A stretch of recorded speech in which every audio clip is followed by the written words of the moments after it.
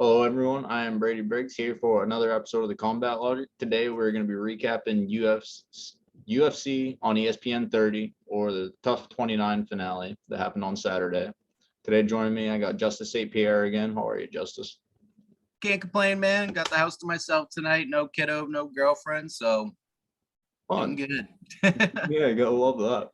How did the first couple of fights go? Because I missed the first few. First three. I gotta say we should have given Guido more credit than we did. Yeah, I say he's a good fighter, man. He did really. I guess I should say I should have.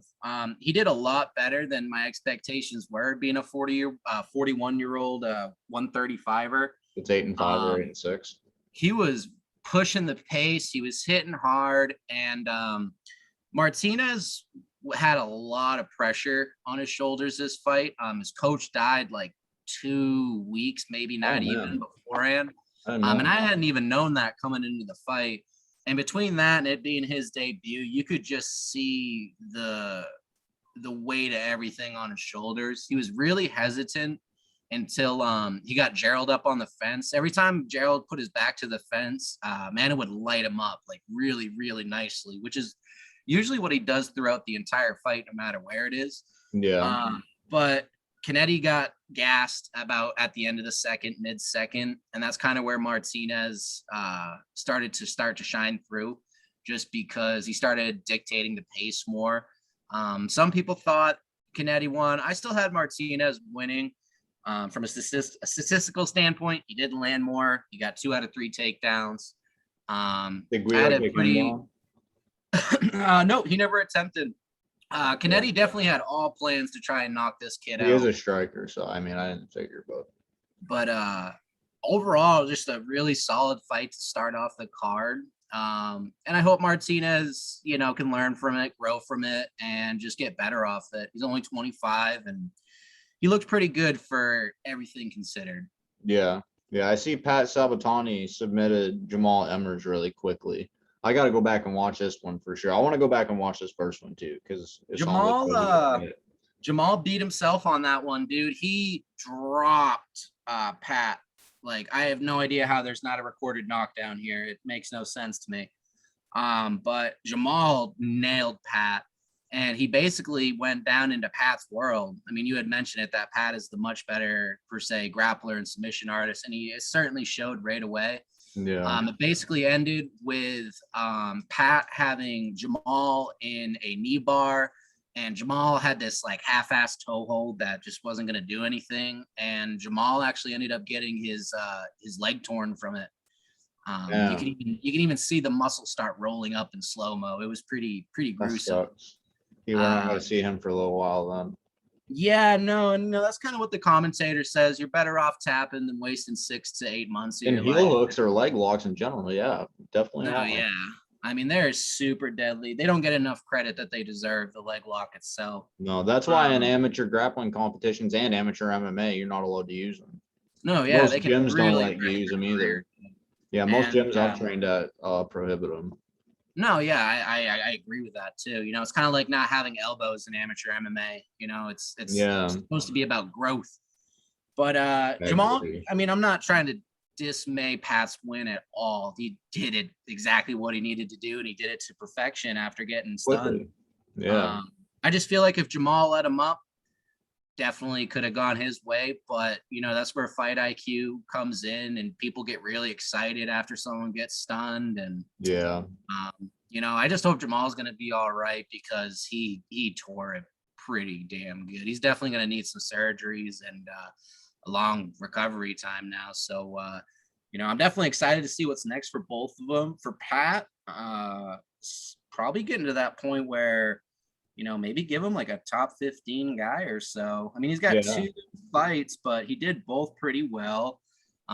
Maybe another unranked and then give him a ranked, 13, 15, maybe even a 12 type guy. I'd be excited to see it. I think he's good enough for it too. Yeah, there's a lot of guys at 145 he could fight, like Duo Choi. That's a good one. Who's at 145 now? Yeah. Charles Jourdain. There's a bunch of unranked guys that would be really fun to see him against. No, absolutely. How'd JJ Aldridge look? JJ was sharp, dude. I do got to give credit though to Vanessa where it's due. She kind of came into the fight saying that she is not scared one bit, and she really did show it. To this day, I don't think I've ever seen someone with 59.5 inches of reach. That was Oh wow. yeah, I mean, she's making Artem's How arms tall look is she? long. Is she under 5 foot? Actually, that's the weird thing about her. She's not, I mean, That's she's the not as measures of short as someone you who's 4'11. think she is. Let's see here. She's 5'6", dude. That's crazy. That's the measure. That's 4'11 of Yeah. wingspan. I mean, Normally it's incredibly like within an short inch or arms. two of your. That's crazy. Yeah, I mean, sometimes you get those anomalies like Kevin Lee with 77, shit Yeah. like that. But generally speaking, you're right. It's always She- within an inch or two of your actual height. She's like an Artem Lobov or a Max Holloway. Yeah. But no, JJ was sharp, dude. She landed at a 73% clip in total strikes, 70% in significant strikes. That's impressive. Really can't do much better than that. I mean, I guess, get the finish. She also did defend 5 takedowns successfully. Vanessa didn't get anything as far as that on her. But I do got to give credit to Vanessa. It was her debut. JJ is an absolute game she is. fighter. And at no moment did Vanessa quit. She kept going forward the whole fight. She just got punched in the face while doing so. So, work on that. She's got to figure out a way to get inside because, I mean, even JJ, who's not a big woman, had I think it was like a 9-inch reach advantage or something like that, 8-inch reach advantage. That's tough to beat people with. That's crazy. Yeah, that's big. I mean, fuck, I wish I remembered what her name was. Someone just knocked out B. Malecki, who's a former kickboxer, and she's so much shorter. She was like at that much of a disadvantage or reach. Josani Nunez. Yeah, she's one to watch for. I just wanted to give her a shout really quick. The next fight was Darren Stewart versus Dustin Jacoby. And as you said, some people said this was an early stoppage. It was not an early stoppage. Dustin Jacoby got his leg kicks going early on. He got his straight punches going early on. Darren couldn't get inside of his range, and he got hurt pretty badly. About a minute later, it was stopped after he got hurt a couple more times. Yeah, that was a really good performance by Dustin Jacoby. And then Wellington Turman versus. Did you see Wellington Turman versus Sam Alvey? Yes. Yeah, this was interesting, man. Wellington looked all right throughout the fight, but he kept poking Alvey in the eye. He poked him in the eye like 3 or 4 times and got a point taken twice in round 3. Those were some interesting scorecards. Walk me through this one a little bit.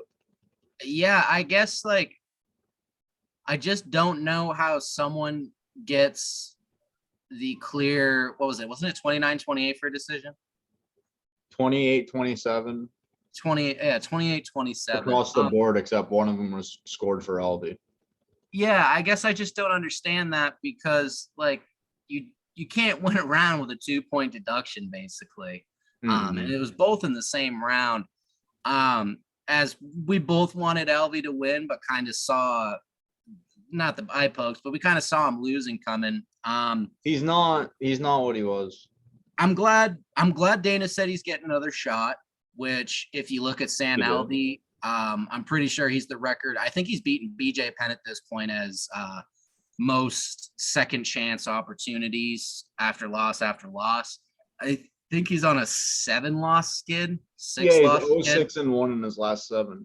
Yeah, dude. I mean, I'm glad he gets another payday opportunity, another chance to maybe get a win. I don't know if Dana will keep him around, even if he does, but he's at least being, I should say, a good enough guy to let him lose correctly accordingly.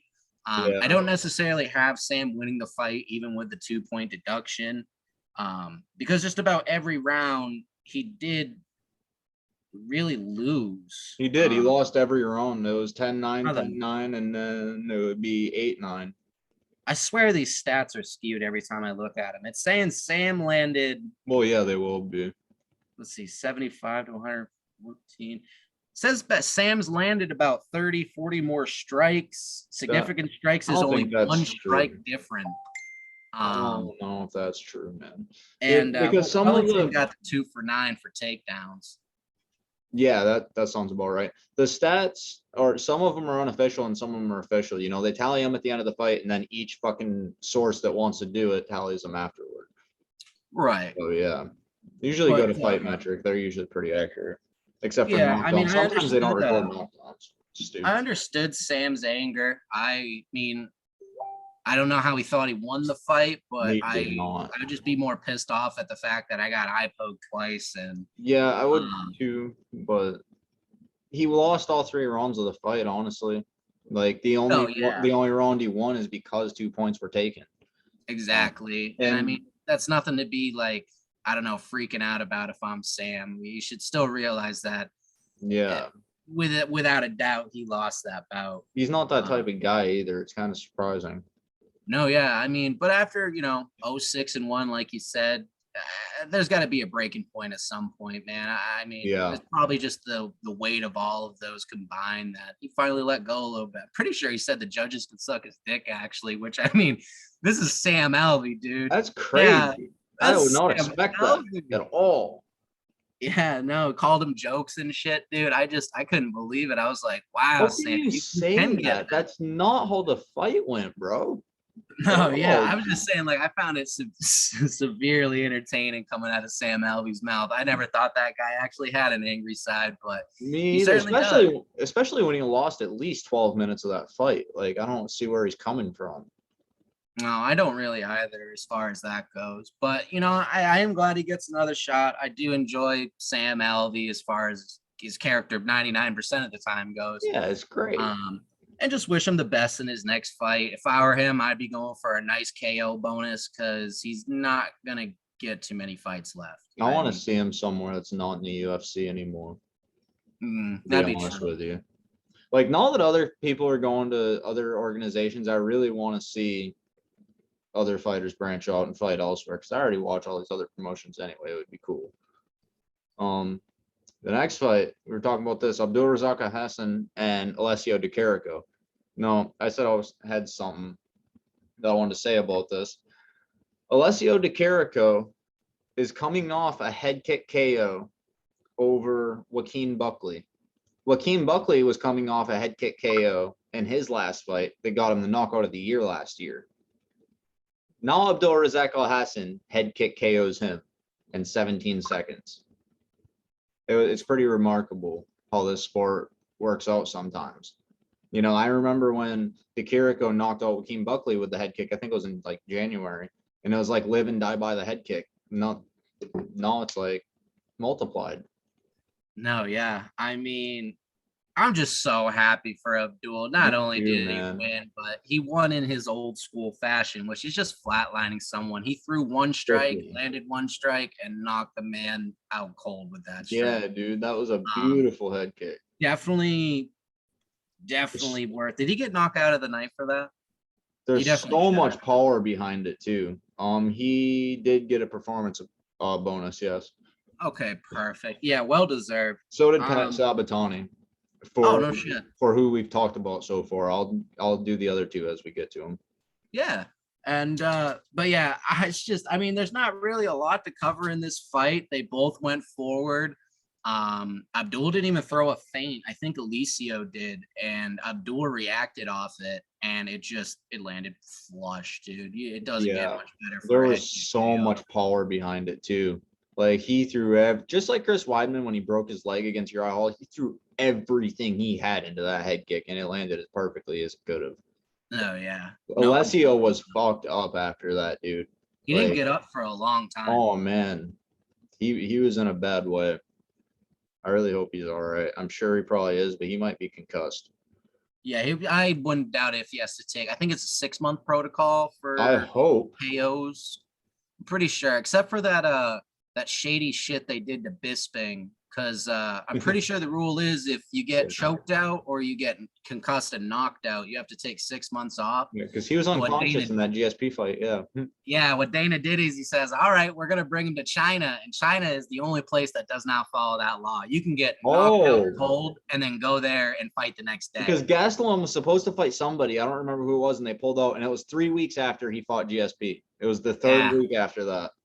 No, yeah. Bisping even commented on it. And I guess like during the pre-fight, sitting in the waiting area, he like looked in a mirror and he was just like, buddy, you look like shit.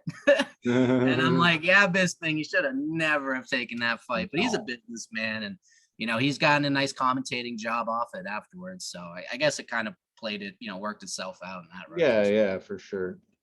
All right. So the main card opener, Jared Mearshart and Makhmud Muradov. No.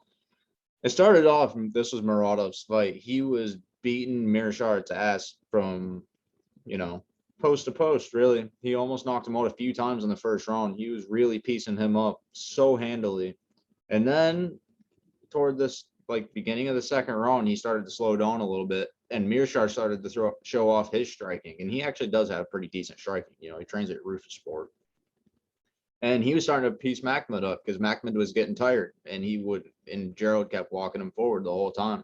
And he ended up taking him down and getting the submission. He ended up choking him out. It was very impressive. I was really bummed on the card. Out on that fight for sure. Really bummed I missed out on that fight, but thankfully it was the only one I did end up missing. Kiddo got into some of her mom's makeup, so I had to give her a shower. So. Oh yeah. But, I'm glad Gerald got the comeback, dude. I mean, his record does not reflect on how good he is. He is pretty sharp, and he'll fight anybody. He's game as shit. He's not a guy to turn down a contract. Yeah, man, he really is. And if you missed it, go to MMA Share. Just type in MMA Share on Google. They got a couple websites that upload all the fights. Yeah, we'll do.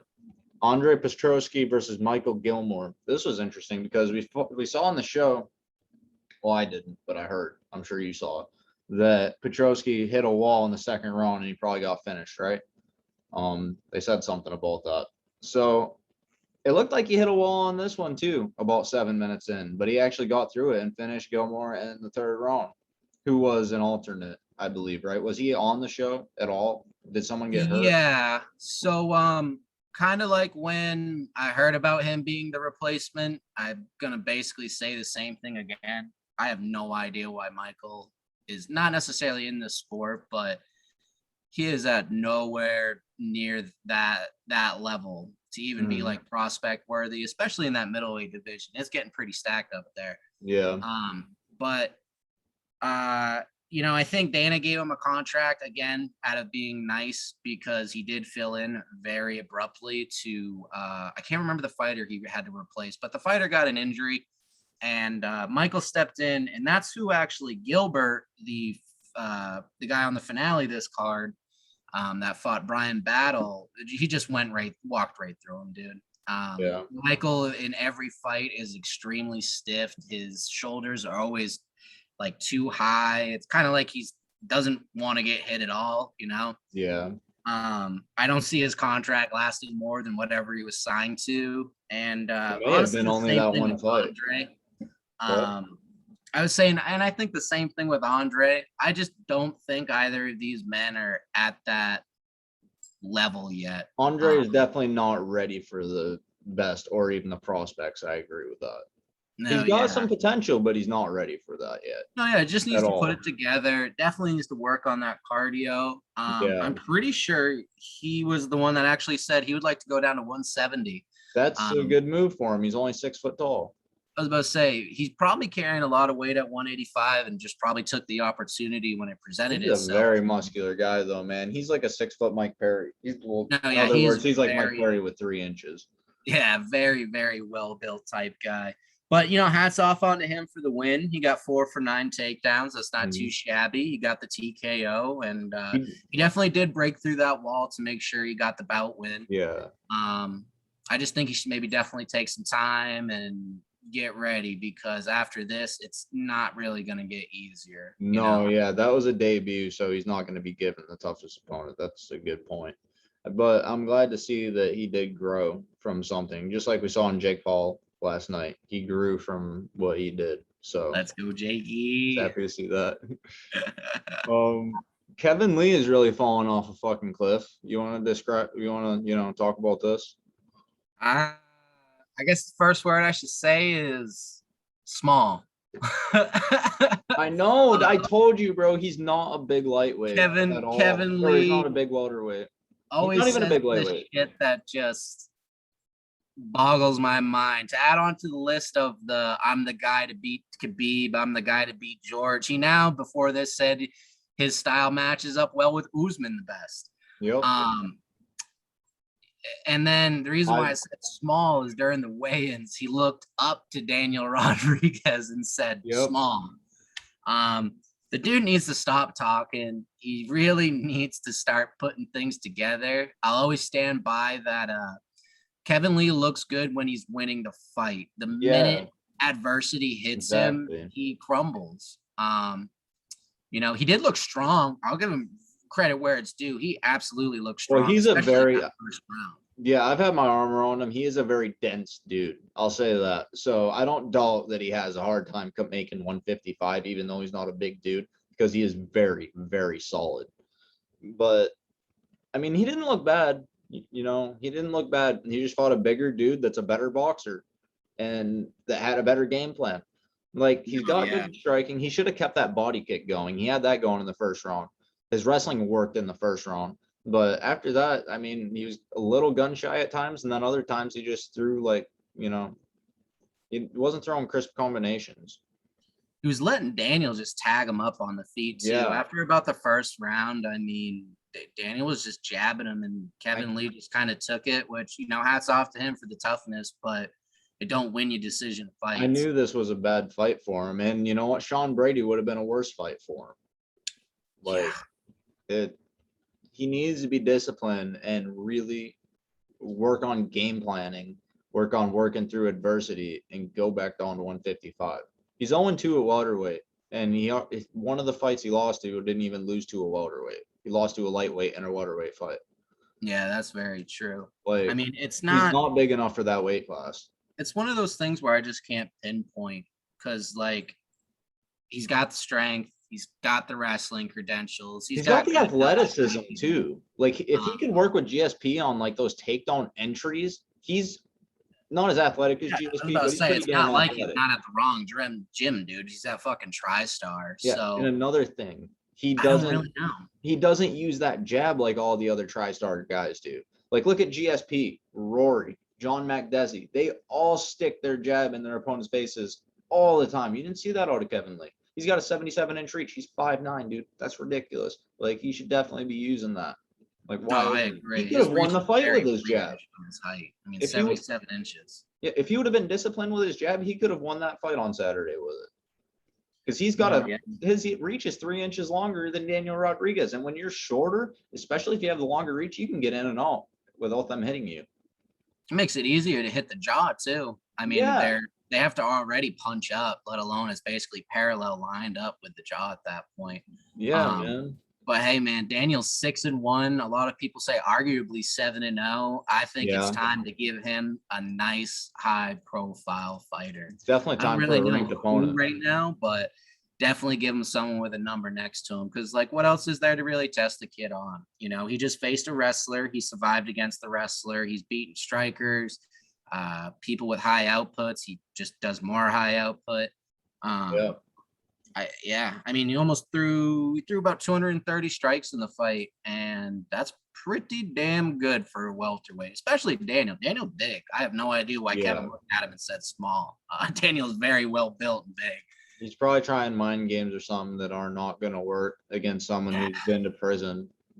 I mean, let alone someone who has a better, basically, record at this point than Kevin. Yeah, he does, right? Like, last Kevin fight, Kevin won it all. Gregor, wasn't it? What? Wasn't the last fight Kevin won Gregor when he got that sweet head kick KO? Yeah, that was the last time he won. That was a minute ago, dude. That was in November of 2019 when he fought Gregor. 2 years ago, dude. Yeah, that sucked. We thought he was back, man. Yeah, he's lost 3 in a row since then. It's no, he's lost 2 in a row since then. Sorry. He almost reminds me of Woodley in a lot of ways, where he's not a guy that has a lot of high pace. He's a super good wrestler. And once that adversity hits, just like Woodley, you know, in his last fights in MMA, he starts to really just fade. It was very odd. But, you know, I don't really know what's next for Kevin Lee. He said he spent a lot of time building up his body for welterweight. And Yeah. while It looked Daniel's like good, he did look a little bigger. no, yeah, but just it's while Daniel's good, he's not the cream of the crop at welterweight yet. So if you really aren't going to be beating guys like him, I don't know Yeah. what you're going to be You doing in the don't belong future. there. I want to see Kevin Lee in the PFL. That'd be a pretty good fit for him. Yeah. I think him in the welterweight or lightweight division there would be more interesting than him in the lightweight or welterweight division in the UFC at this point.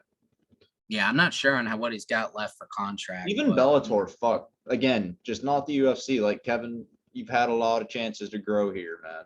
Like, you don't learn from your losses. You don't hold accountability for them. Like, that's why you're having these problems. I haven't heard the excuse yet on this one. Me but either. There's gonna be one. I haven't really looked for it though. He may already. I mean, yeah. I mean, I guess we gotta wait until he has an interview, right? He lost, so he didn't get an interview. Yeah, Ariel will probably talk to him or something. All right, next one was the feature fight.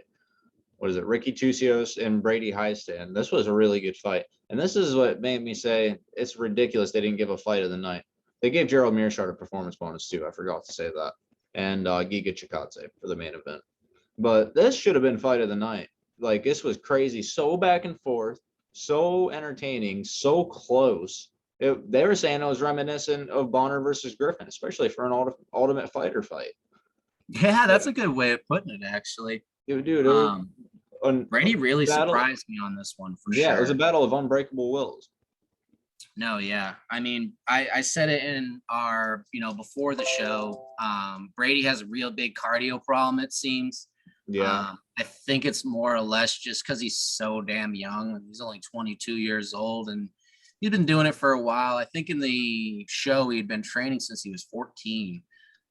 So I'm not exactly sure why there seems to be such low cardio, but I will say he did a lot better at cardio management in this fight somehow while throwing the most out of all the fights we've seen him in so far.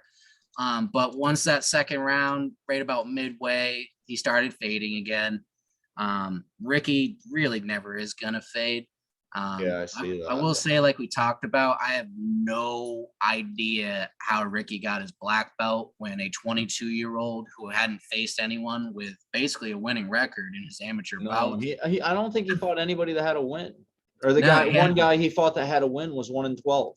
Yeah, exactly. I mean, that's like some boxing patent stuff right there, dude. Tommy Fury shit.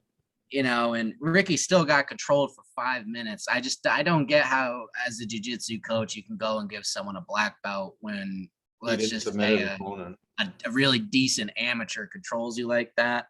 But I'm happy with the result. I wanted Ricky to win it all very early on. I really love his character. I've said it 1,000 times. He's a strange guy. Diego Sanchez, dude. A little more well-centered, obviously. He's not wrapping himself up in saran wrap and shit. But really cool dude. I loved his little after speech message. We're all one, be one with the universe, shit like that. He's just a good vibes type guy. Never really see him being champ or top 5 material, but I can see him sticking around for a while just because of his character. And he'll put on a good show no matter who he's fighting. So I could see him around for at least 5 to 7 fights, but I think that's right about it. He might surprise me. There's right opportunity, right time type fights. He's very technical everywhere. He's very slick, but he doesn't have much power behind what he does. And he's still a little young in his career, though. It should be interesting to see him. I think he's 29? Is he 29 or 28? I'm actually trying to look up how old he is because I was wondering the same thing. I don't have a Wikipedia, so it's making it difficult for me. I got you. He was born in 93. I was 97. Okay, so that'd make him 28 this year. Yeah, exactly. So, there might be more to see of Ricky than what we've seen. And if there is, I'm more than excited to see it as a viewer, just because I love this guy. He does only have 2 losses too. So, he's definitely got the heart where it lacks sometimes in his skill, but you can't wait for his next fight, honestly. And I hope they do keep Brady around. If not, cut him very quickly so we can go back and work and maybe make his way back. Yeah, hopefully they give him decent opponents. Honestly, I think it'd be better if they keep him in the UFC because at least he'll be fighting opponents with winning records. He'll have to. Like, that's what'll help him grow. Fuck. Like, I mean, I don't know, man. If I wouldn't accept fights like that, honestly. I wouldn't. No, yeah, because I mean, kicking ass like that, you really aren't going to learn much, but think you're probably unstoppable. Which Brady tried to create that aurora around himself during the show, kind of that like he doesn't care how young he is. Yeah. He's ready to dominate. And I was sipping on the believer's juice for a little bit, but after his like second fight, dude, I was just like, man, you got some cardio problems. I Yeah. think, I don't know how tall this kid is because he is a bantamweight. I think he was Like pretty 5'6", tall, though. 5'8".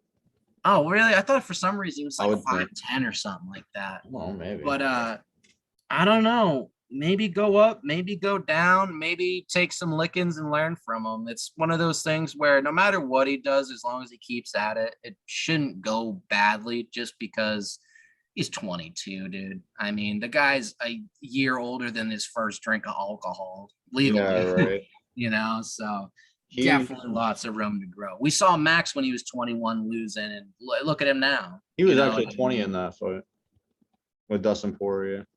But yeah, Oh, yeah. Brady Highstand is 5'8". 5'8".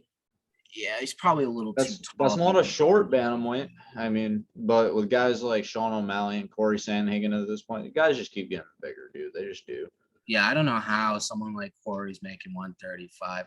Actually, one of the weirdest things I learned He used about to fight at 145 is, Edson used to have to forcibly eat to make 155.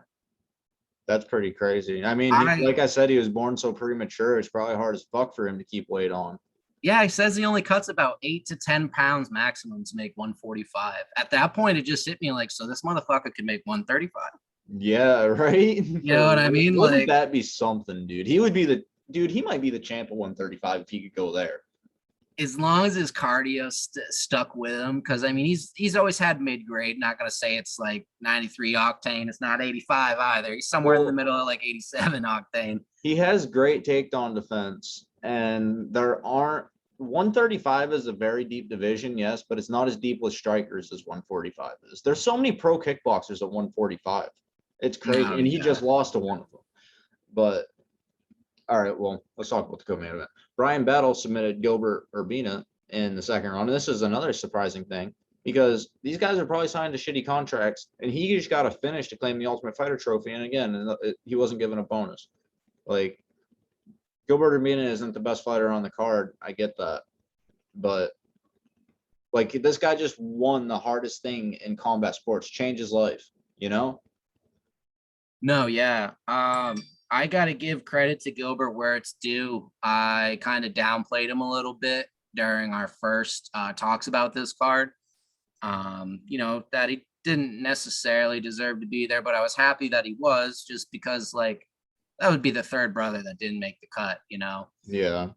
At least he made it to the finale one way or the other, but he came out hard, dude, and very strong. I even think it threw Brian off quite a bit.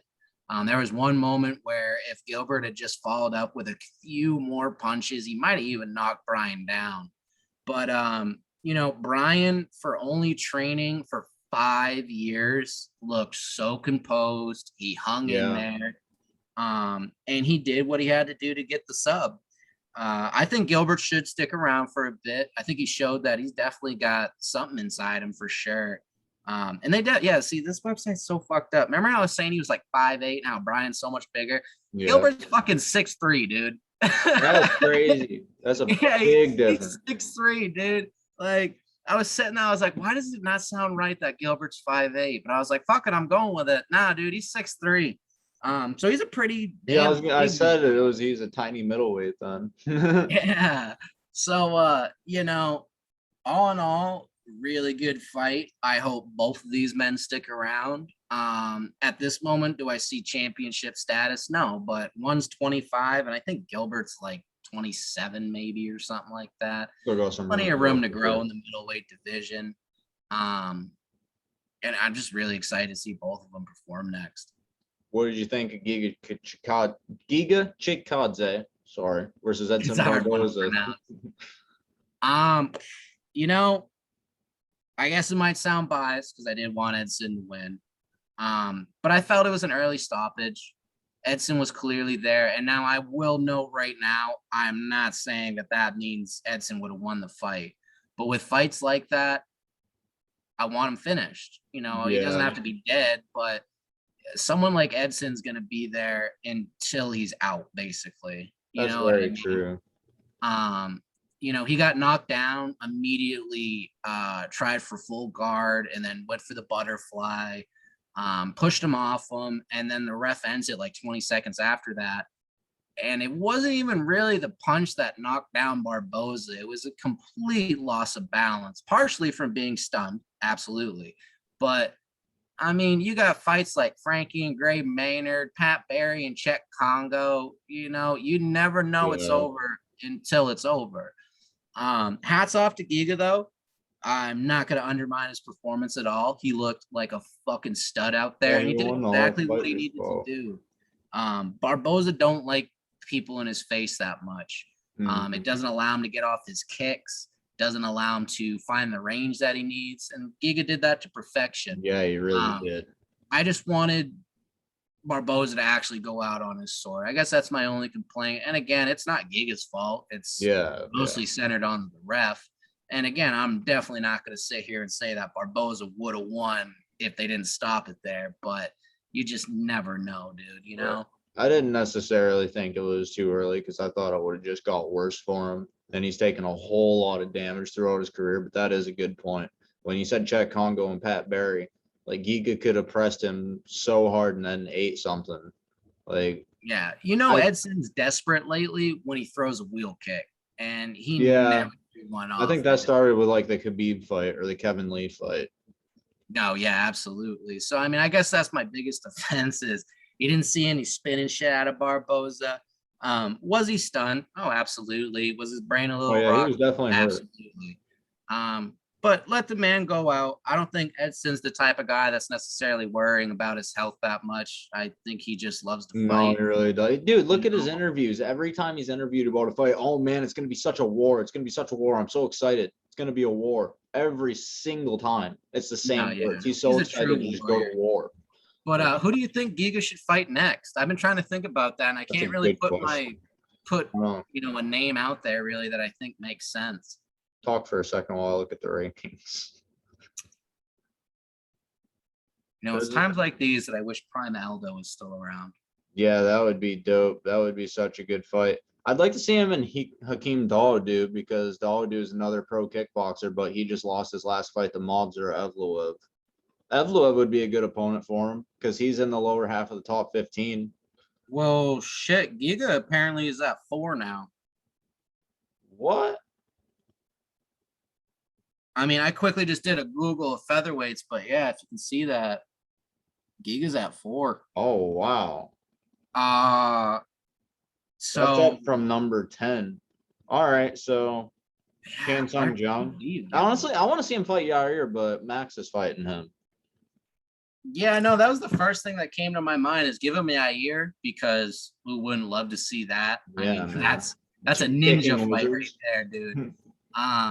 But yeah, I mean, maybe let Giga wait around for Max to beat Yair. I mean, I'm not one of those guys that's usually set in stone, but I have no doubt in my mind. He's 7-0 in the UFC. I don't think he's going to want to fight someone coming off a loss. No, that's very true. Chan Sung Jung. I was about to say it'd have to be Jung because either way you look at it right now, it's either Ortega or Book. He faces the loser of, like, if Max loses, it's a loser up above him at this moment. Brian loses, it's a loss above him at this point. So yeah, kind of in a tricky situation as far as that goes. You want to know what I want to know? What has Yair Rodriguez done to earn the number 3 spot? Yeah, he beat Chan Sung Jung, who was at number 4, but Chan Sung Jung won that fight until the last second, literally. Yeah, I'm still mad. That was like 4 years ago, too. Fucking high five shit, dude. That was the most annoying thing ever. And then he ended up paying for it within like a second left of the fight. Yeah, man. I'm excited that he's actually going to fight Max. Hopefully he doesn't pull out of this one and hopefully he actually wants it. Isn't Jung coming off a loss? He was to Brian Ortega. He just beat Dan Ige. Oh, okay. So He yeah, looked it's really the really only good thing in that that makes fight sense too. because Calvin Kattar is still not even said a damn word after taking almost 500 shots to the face. Yeah, I don't blame Um, him either. I wouldn't. I truthfully think Brian's probably going to lose that bout against Alex. So if anything, that moves Yeah, Giga automatically up to 3. I think Um, he fights Jung. I think that's who he should fight. yeah, it's the only one that's really making sense looking It at makes the this most list. sense. Yeah. Oh, Mosfar is number 9 now. Good for him. Yeah, that's what I'm saying, dude. That would be a really good fight too. But not if he's number 4. Fuck, dude. He jumped up half the rankings with that fight. Yeah, I'm a little disappointed in that because I'm now that I look confused. at it, if Like, he went up like 2 rankings, it would make total sense for him to fight Arnold Allen. But now yeah, Arnold dude, that Allen's would be 10, interesting. Giga's 4. Like, I don't know. Arnold, they need to start giving Arnold Allen big fights too. Yeah, no, definitely, dude. I like him. I think he's a really one of the better prospects right now. And you can't even really call him that anymore just because he's fought quite a bit already, you Yeah, know? I think he's 7-0 in the UFC too. So 7-0 in the UFC, 7-0 in the UFC. Fucking make it happen. That's a great Yeah, fight. no, that's another good point, honestly, on why it should be. Yeah, so I guess first pick would be Jung because the rankings, it makes sense at this moment. Or, for a little bit of a draw and to really test both their metals would be Arnold Allen. Yeah, Yeah, no, Arnold Allen is 8-0 in the motherfucking UFC, dude. 8-0. Okay, This kid needs to, yeah. that's You know even what? more Yeah, give reason it to make fucking it Arnold, happen. dude. Dude, he's That's a been putting real in work, man. He's another tri-star guy that's like one of the most technical guys in the world. He don't do anything that really super, shines super through. smart. Yeah, he almost knocked Sadiq Yusuff out twice. That I was pretty remember fucking that. impressive. That was a good fight. Yeah, No, he yeah. looked When you really look good at in that Arnold, fight. that's a guy that could probably make 135. He's not really huge, Oh, I'm huge. sure he could. Yeah, he's not a big featherweight. But all right, man. I think that about wraps it up. I appreciate y'all for watching. Like and subscribe if you like the video. Thank you, Justice, for coming on. We'll have you on again soon. Yeah, thanks for having me, man. Have a good one. Yes, sir. You too.